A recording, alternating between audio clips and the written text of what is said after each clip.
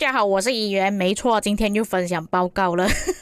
我知道有很多观众想要投诉我，议员最近你的影片全部都是分享报告，你不想做影片了是不是？那么之前的报告或许还是不符合你们的胃口，但是今天不一样了。我们今天看到的报告是集结一个 9.9 亿的大哥。其实严格来讲，你们可以当做他是已经10亿战力了，因为他历史最高战力其实是有10亿的。不过我们先看一下他在还没有被集结之前有多少的战力还有击杀。首先是他的战力从原本的 9.9 亿变成 7.8 亿，总共是已经掉了 2.15 亿左右的战力。我的天啊，他这边所掉的战力基本上都可以拿去打关卡、打旗帜、打要塞了。他战力会掉这么快的原因是因为16伏那边开了双集结，所以掉的速度会比较快一点。虽然这位大哥是损失了2亿战力，但是他的击杀积分提升了 6.79 亿。这里就要问各位了，你们觉得损失了2亿战力来兑换变成6亿击杀积分值不值得呢？因为我们把这个6亿击杀积分全部当做 T5 来兑换的话，也就是说这个玩家其实他在接集结的这个过程中是击杀了大概3395万左右的 T5， 但是这位大哥损失了2156万左右的 T5， 严格来说是有小赚那么一点点啦。OK， 现在我们要正式进入主题了。这个画面是我从讨论区那边看到的，分享画面的玩家刚好就是进行双集结的时候。我们稍微把画面放大看一下，跳出来的白字有多少。像比较靠左手边那个集结，它所承受的普攻伤害大概是有14000到2万左右。下面那个集结应该是第二个集结，它所承受的伤害会稍微比较低一点，都是大概8000到 1.5 万左右。技能伤害方面大概都是10万起跳。不过其实看到这个画面的时候，各位应该也发现到，其实这个城市并没有被锁住的。那我去看了其他主播的回放，其实一开始这个城市是有被锁的，后来没有被锁，但是他不跑掉。没有锁是因为后来他拿了国王，但是最后他是虔诚离开了。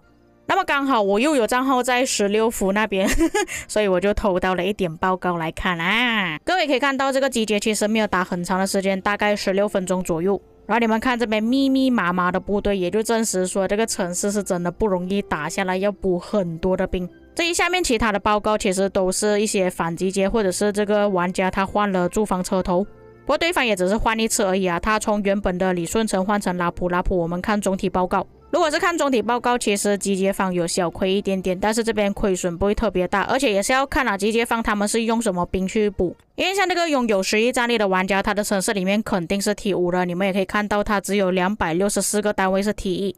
除了他城市原本的一些部队之外，其实他的盟友有放一些部队在他的城市里面。不过这里增援部队会比较少一点啦，主要还是靠他自己城市里面的部队。可以看到他城市里面最多的就是步兵有4520万，接着工兵2380万，骑兵大概有2000万，最后是工程车有500万。那后来他是有换住房车头的，但是他还没有替换之前，这里就已经阵亡了417万的部队，相当于已经损失了4000万左右的战力。不过获得了 1.3 亿左右的击杀积分。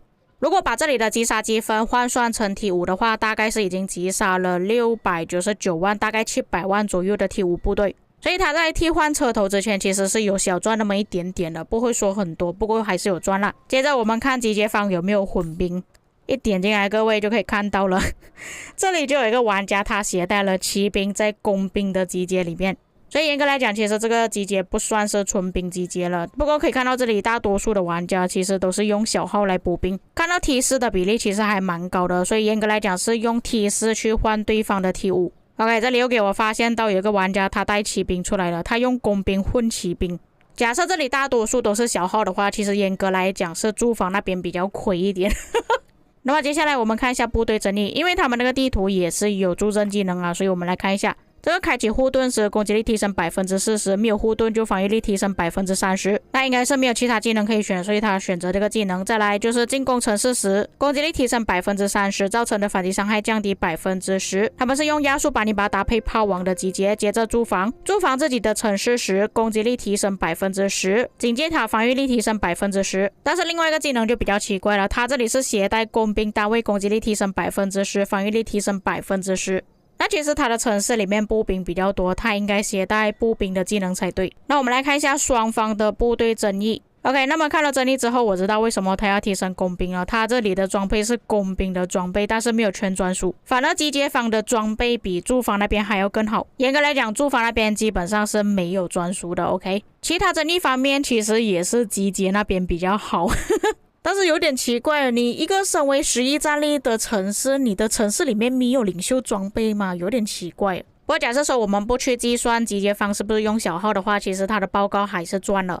不过其实这一段没有打很长的时间啊，它是下面有换成拉普来做驻防。OK， 那么这边打的时间会比较长一点，所以可以看到报告开始有亏了。它原本第一份报告是有9400多万的部队，到了第二份剩下8200多万，然后助阵技能依然还是用回那2个。不过这里所损失的战力跟集结方是很接近的，驻防那边损失了 1.4 亿，集结损失了 1.2 亿。只要集结那边损失不是特别多的话，基本上我们都可以判断为是集结方那边赚了。毕竟集结方是用小号兑换这个玩家的 T5 部队。所以这2份就是集结城市的报告啊，你们觉得值不值得呢？那除了这个集结报告之外，其实下面还有看到一些反集结的报告。不过其实参考价值不是很高啊，你们也可以看到前面的画面，他们在集结城市的时候，周围有多少这个集结方的友军部队。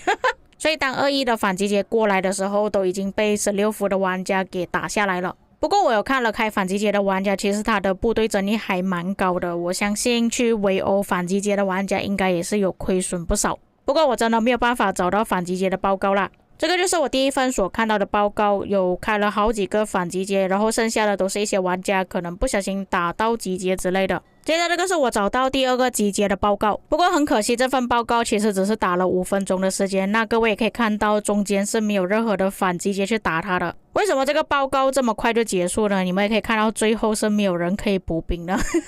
但是负责开集结的玩家并不是来自16伏啊，这个是6班那边所开的，有可能是距离比较远，或者是他们的玩家不够，所以没有办法补上来，这个很正常。那么这个是最后出来的结果，打了5分钟的报告，对方是比较赚的。不过我们从兵力上就可以判断到，其实集结那边大多数应该也是小号或者是提示了，因为他这里阵亡的数量是等于集结方的2倍。所以虽然我们看到最后击杀积分驻防那边是比较高的，但是因为集结那边全部都是用小号的关系，换算下来其实还是驻防那边比较亏。不过我看到16那边其实还有开另外一个集结，可是我没有办法找到那份报告，也没有看到别人分享。我是已经尽力了，但是只能找到这2份报告而已。所以最后总结，希望国际服未来可以看到有王国可以集结10亿战力的大哥啦。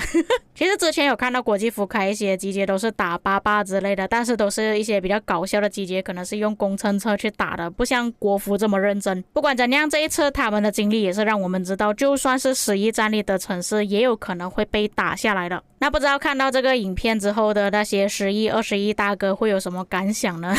以上就是本期内容，至于各位在看了之后有什么感想，可以在评论区给我知道。我们下个影片再见。